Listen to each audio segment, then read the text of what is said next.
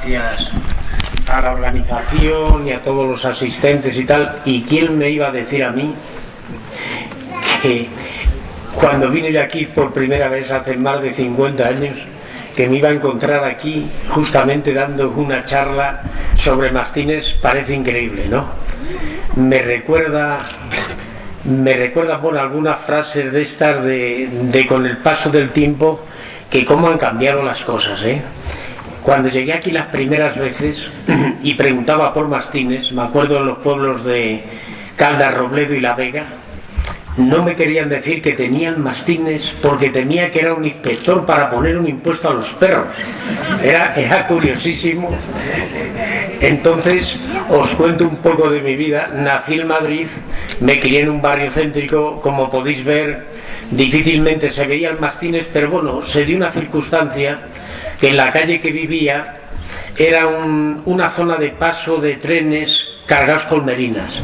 Y en algún momento algún perro quedó perdido, y en la calle donde yo vivía veía esos perros y yo pensaba, digo, para ser de caza este es bastante grande, o sea, les encontraba yo grandes, se pegaban con otro y yo miraba con cierto temor, hasta que en un determinado momento, y haciendo unas escaladas por gredos, que era yo muy pequeño, bueno, muy jovencito, no muy pequeño, me encontré con otro también, un muchacho que me habló de que existía una raza que se llamaban mastines, que tal, y yo soñaba con perros, me habló de perros de 80 kilos.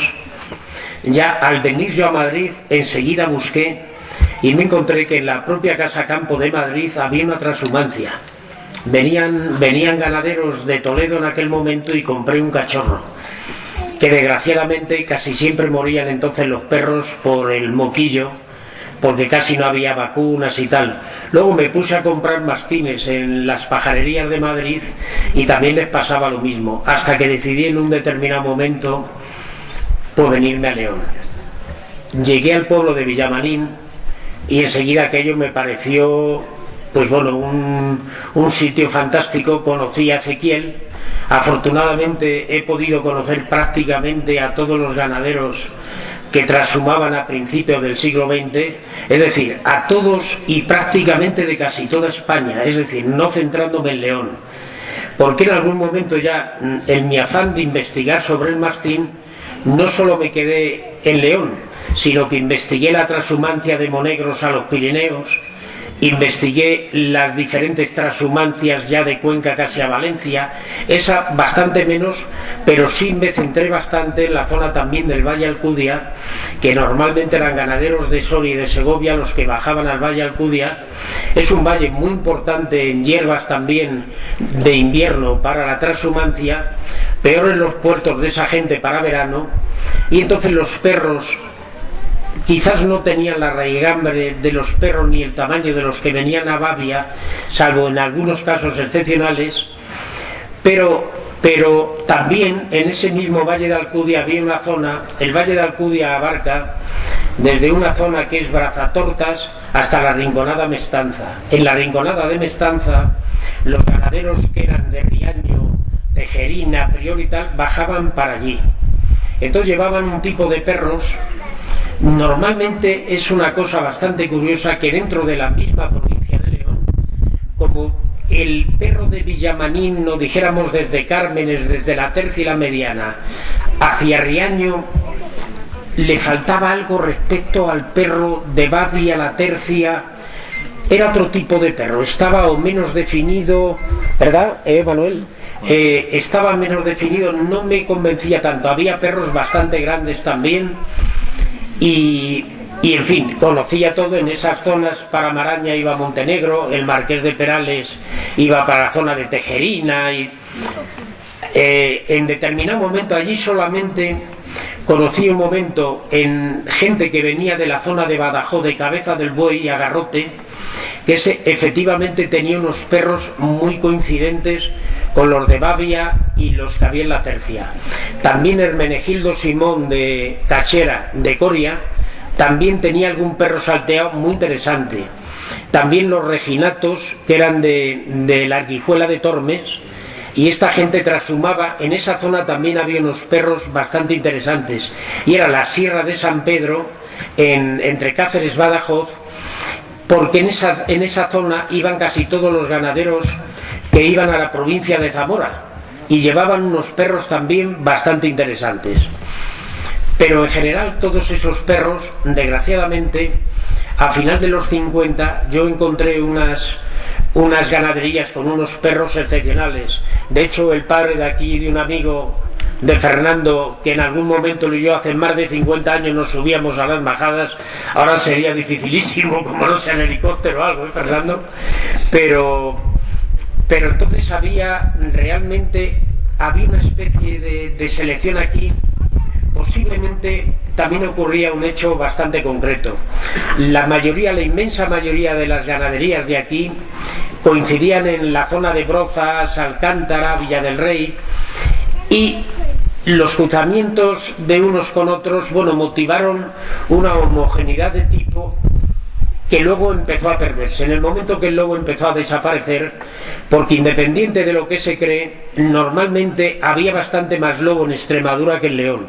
Es decir, todos los ganaderos siempre me cuentan que en donde les daba guerra era allí, que incluso tenían que estar con cohetes por la noche tirando cohetes para ahuyentar a los lobos, porque ni los mastines se podían hacer con ellos. Eso empezó a decrecer a principios de los 60 hasta llegar casi a su total desaparición. Lo mismo ocurría con las ganaderías de Ávila. En Ávila hay otras zonas también de gente trashumante, como era la Duquesa del Cid, que en un momento vino a León. Estaba un pueblo en Ávila, cerca de Ávila, que es Sancho Rejas, que esa gente baja a la zona de Trujillo. En Trujillo es una zona también muy ganadera, y efectivamente allí todavía quedaban perros mastines, pero dijéramos como más salteados. Es decir, no había la homogeneidad que había aquí en la zona de Bavia, la Tercia y tal. Entonces, claro, yo al ver en ese momento el desbarajuste que había de perros por un sitio y otro de España, claro, mi objetivo siempre fue desunificarlo, crear un nuevo estándar, que vio su luz en el año 82, porque en principio el estándar que teníamos, casi el perdiguero de Burgos daba más altura que el mastín. Los mastines realmente estaban muy pequeños, y entonces pudimos hacerlo, dar un mastín de más talla, pero a partir de los 60 los perros tan enormes que yo tuve y que vi en ganaderías empezaron a desaparecer. O sea, había que coger ya con cuentagotas, mirar mucho las líneas de sangre y tal, para poder de alguna forma volver a reconstruir la raza. Afortunadamente se intenta hacer bastante bien. Va a ser una labor un poco difícil para llegar a aquellos perros, ya aquellos perros los veía todavía más ancestrales que esto, estos son buenos perros los que están saliendo ahora, pero aquellos yo todavía los veía mejores. Es verdad que ahora todo aficionado a los perros tiene bastante esmero, se preocupa bastante, que si las pruebas de displasia, tal. En aquel momento eso de pruebas de displasia no había, ni creo que hubiese sido necesario, porque si un ganadero trashumaba con un perro que no hubiese sido capaz de acompañar al rebaño, ese perro no hubiese vivido. Es decir, la selección natural indudablemente contribuyeron de forma indudable en la calidad del perro y en la calidad de la raza. También el ganadero siempre intentaba de llevar en momentos a la perra al perro que de alguna forma estuvo, o que era mejor para el lobo, o que era más valiente. También es verdad que los perros, cuando una perra entraba en celo, en la majada se reunían varios perros y el que se llevaba el gato al agua era el más fuerte, el que más mordía. Yo me llevaba en eso sorpresas bastante grandes, a lo mejor de perros no tan enormes como otros, sí fuertes y potentes, enriscaban el rabo y los otros no entraban. O sea, eso lo vi en bastantes ocasiones, pero empezaron aquellos perros a decrecer, empezaron a perder cabeza, empezaron a perder aquellos grandes huesos y se empezaron a hacer otro tipo de perros. Algunos opinaban de que ese perro más ligero que si era mejor para el lobo, otros que si era peor. Sí puedo dar un dato concreto. Manolo Martínez, un entrañable amigo y que casi fue un padre para mí de la Tercia de Casares, yo juntamente con los Sagüera, en aquel momento posiblemente también Ezequiel tuvo algunos perros, pero se le fueron ya de la mano antes.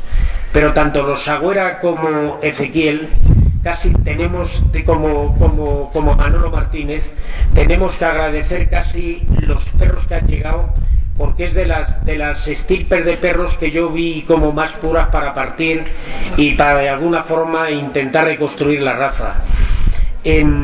Aquellos perros se empezaron a perder y en algún momento los agüeras, yo les vi un perro que había perdido aquellos hocicos anchos y tal, seguía manteniendo la anchura de cráneo, pero perdió, y yo hasta me extrañó, hasta llegué a pensar que habían hecho algún cruce con perro lobo, con algo y tal. Me afirmaron que no, pero por alguna razón en aquel momento la raza empezó a decaer durante todos los 60, 70, y era dificilísimo encontrar alguna estirpe. A mí me costó muchísimo trabajo llegar a reconstruir o a encontrar alguna estirpe de aquellos perros. Afortunadamente aparecieron, quizás no con la calidad de los antiguos, pero realmente de eso estamos partiendo actualmente. Entonces el perro, mi teoría siempre fue de que indudablemente de que los Montes de León fueron ideales, y la transhumancia para los perros, incluso para las personas, creo que es ideal. Pero también el perro de alguna forma estuvo en manos de quien lo deseó. Es decir, de que a mí me hablaron de ganaderos, me hablaron un señor creo que le llamaban los Cascabeles de Salamanca, que tuvo unos perros excepcionales, y ese señor pues posiblemente no sé a dónde transhumaba. Sí es verdad, a Brozas, y venía, pero ¿y dónde iba de verano? Porque él era de Salamanca, ¿Salamanca o entre Salamanca y Ávila teníamos puerto? Porras, pues entonces sería donde los Reginatos o tal, donde Manolo Reginato, claro, en la Arguijuela o por ahí. Le llamaban Cascabeles porque tenía 400 cabras y 400 cascabeles. Pues eso no sé si lo hablamos tú y yo en tiempos o tal, pero la verdad que de ese dato no me acordaba. Bueno, pues ese mismo señor, parece que unos perros, lo mismo que los Reginatos que estaban en la Arguijuela de Tormes, les vi unos perros buenísimos. Es decir, sin embargo, luego pasaba, cuando hablamos del perro ligero, recuerdo en una ocasión que fueron hacia las Murias de Paredes, había una ganadería bastante importante en Plasencia, que eran los Silos y los Silva. En un momento las dos ganaderías se unieron y lo que resultó de la unión se llamó los Olleros. Esa gente en algún momento vinieron con ganado para Murias de Paredes, y en un momento que era una ganadería muy importante y traían 30 y tantos perros mastines, el lobo los echaba para abajo. Manolo Martínez, que estaba en Sosas, les dejó 2 perros, y lo que no hicieron 30 y tanto hicieron 2. A los lobos los echaron exactamente de la zona. Y es decir, de que cuando está la teoría perro ligero, perro pesado, no lo sé. A mí me parece que el perro capaz de combatir a un lobo tiene que ser un perro pesado. O sea, si es capaz de medirse con él de cuerpo a cuerpo, si el perro no es pesado, el lobo se lo come por medio al perro. Entonces, bueno, pues volviendo al tema, los ganaderos de las zonas estas de lo que hablamos, de Babia, La Tercia y tal, fueron los que más esmero tenían. No sé si venía el esmero propio por los propios pastores de la zona o por las grandes ganaderías en las que estaban. Es decir, que el mismo conde de la Oliva, que siempre se habló de los grandes perros que tenía, la verdad que cuando yo se los conocí en Extremadura no vi ningún perro importante, pero sí vi en algún particular algún perro excepcional de la propia ganadería. Sin embargo, en el conde no. En el conde le conocí 40 perros o 50 en Doña Catalina y ninguno me impresionó. Pero fuera de la ganadería el conde y perros de origen del conde, fueron unos perros excepcionales. Tanto es así que un perro que contribuyó muchísimo a la formación de los perros actuales fue un perro que llevó en los años 46-47 Laurentino, el de Mirantes, que lo sacó de la casa del conde, y ese perro además pues motivó casi pues parte de los perros de los Sagüera, que tú sabes, el perro el Navarro aquel de Aniceto, que tú tuviste un hijo del Navarro de Aniceto, enorme. Todos aquellos perros venían efectivamente de las mismas ganaderías, y Y claro, todo aquello, de alguna forma, es lo que digo, terminó. En los años 60 empezó ya a ser muy difícil, porque las ganaderías, al no haber lobo en Extremadura, los ganaderos que trashumaban empezaron a perder calidad de perros. Y los piareos que había aquí, que bajaban a todas las zonas estas de aquí de Beguellina y toda esta zona de la ribera, se habían nutrido en algún caso de algún perro de los ganaderos transhumantes, y efectivamente algún resquicio les quedó por ahí y tal, pero ha sido labor un poco de héroes reconstruir los perros que se van viendo hoy. Espero que todavía mejoren, y casi a todos vosotros daros las gracias por la atención que me habéis prestado durante esto, y si tenéis alguna pregunta o algo, estoy dispuesto a contestarla cara a cualquier cosa de ganadería. Los ganaderos de todas las zonas prácticamente les conocí, conviví, tuve mucha relación con ellos, incluso dormía en sus casas, dormía en los chozos con ellos, o sea, fue muy bonita la aventura que he tenido con esto, y para mí irrepetible. Muchas gracias a todos.